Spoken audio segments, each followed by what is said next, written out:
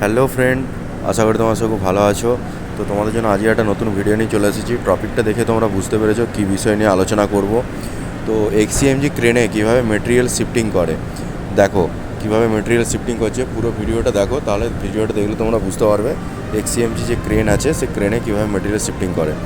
যে মেটেরিয়ালটা শিফটিং করছে এই মেটেরিয়ালটা হচ্ছে একটা কম্প্রেসার। এই কম্প্রেসারটার ওজন আছে 30 টনের মতো। তো 30 টন। আর যে ক্রেন আছে এক্সিএমজি ক্রেনের ক্যাপাসিটি আছে 170 টন। 170 টনের ক্যাপাসিটি ক্রেন কীভাবে 30 টন মেটেরিয়ালটাকে শিফটিং করছে, তোমরা দেখতে থাকো। ভিডিওটা দেখলে তোমরা বুঝতে পারবে কীভাবে ক্রেনটা শিফটিং করছে।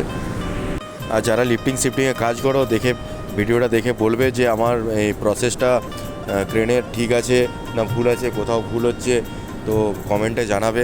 যদি ভিডিওটা তোমাদের ভালো লাগে তাহলে লাইক কমেন্ট শেয়ার করবে, আর আমার ইউটিউব চ্যানেলটাকে ফলো করে দেবে যদি তোমাদের ভিডিওটা ভালো লেগে থাকে। তো দেখা হচ্ছে পরের ভিডিওতে।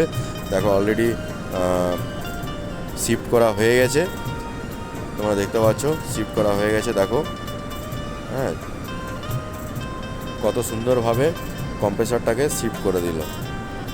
তো বন্ধুরা দেখা হচ্ছে পরের ভিডিওতে।